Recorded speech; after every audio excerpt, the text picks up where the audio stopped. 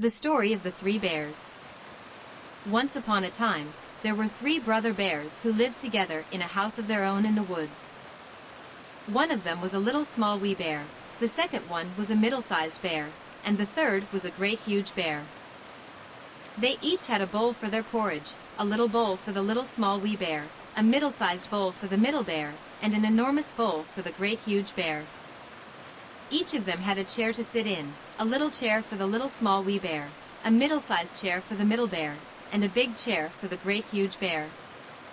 The three bears also had a bed to sleep in according to their sizes. One day, after they had made porridge for their breakfast and poured it into their individual bowls, they went for a walk out into the woods while the porridge was cooling on the table.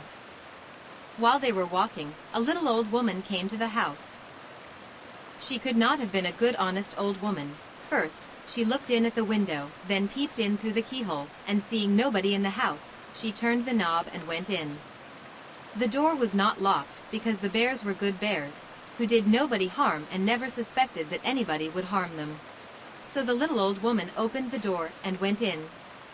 She was well pleased when she saw the porridge on the table.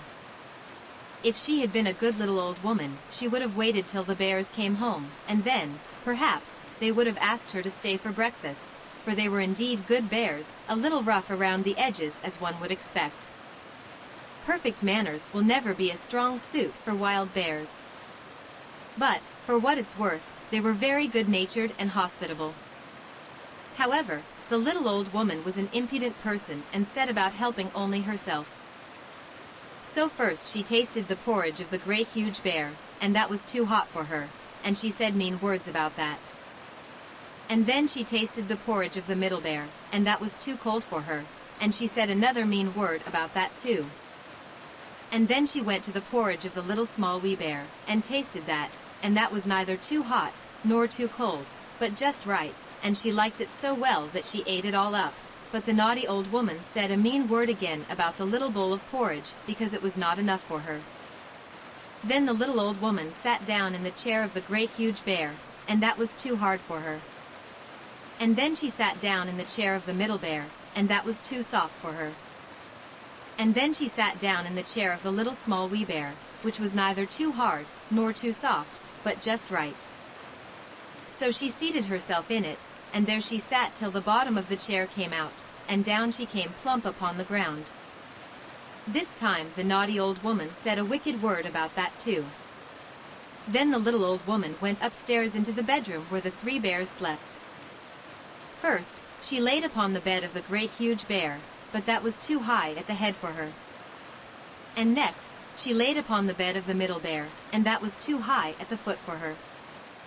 Then she laid on the bed of the little small wee bear. It was neither too high at the head nor at the foot, but just right. So she made herself comfortable and quickly fell fast asleep. By this time, the three bears thought their porridge would be cool enough to eat, so they came home to have breakfast. Now the little old woman had left the spoon of the great huge bear standing in his porridge. "Somebody has been eating my porridge," said the great huge bear in his great rough gruff voice. And when the middle bear looked at his bowl, he saw that the spoon was standing in his porridge too. Luckily for the bears, the spoons were wooden. If they had been silver, the naughty old woman would have put them in her pocket. "Somebody has been eating my porridge," said the middle bear in his middle voice. Then the little small wee bear looked at his, and there was only the spoon in his bowl, but the porridge was all gone. "Somebody has been eating my porridge and has eaten it all up," said the little small wee bear in his little small wee voice. Upon this, the three bears, seeing that someone had entered their house and eaten up the little small wee bear's breakfast, began to look around. Now the little old woman had not put the hard cushion straight when she rose from the chair of the great huge bear. "Somebody has been sitting in my chair," said the great huge bear in his great rough gruff voice. And the little old woman had squatted down the soft cushion of the middle bear. "Somebody has been sitting in my chair too," said the middle bear in his middle voice. And you know what the little old woman had done to the third chair. "Somebody has been sitting in my chair and has sat the bottom out of it," said the little small wee bear in his little small wee voice.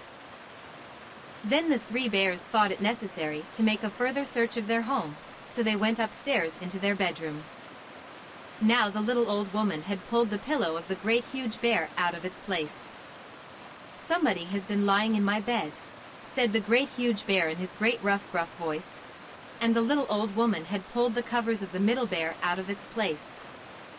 "Somebody has been lying in my bed too," said the middle bear in his middle voice. And when the little small wee bear came to look at his bed, there were the covers in its place, and the pillow in its place too. However, lying on top of the covers and upon the pillow was the filthy little old woman's dirty head lying on his bed, for she had no business there. "Somebody has been lying in my bed, and here she is," said the little small wee bear in his little small wee voice. The little old woman had heard in her sleep the great rough gruff voice of the great huge bear, but she was so fast asleep that it was no more to her than the roaring of wind or the rumbling of thunder. And she had heard the middle voice of the middle bear, but it was only as if she had heard someone speaking in a dream. But when she heard the little small wee voice of the little small wee bear, it was so sharp and shrill that it awakened her at once. She jumped up with a start, and when she saw the three bears on one side of the bed, she tumbled herself out at the other end and ran to the window. Now the window was open because the bears, like a good morning breeze, to blow through the room. It was normal for the bears, as they always opened their bedroom window when they got up in the morning. The little old woman jumped out the window and ran into the woods for cover. Maybe she found her way out of the woods and was captured by the police and sent to jail for breaking and entering. I do not know her actual whereabouts. However, the three bears never saw anything more of her again. The end.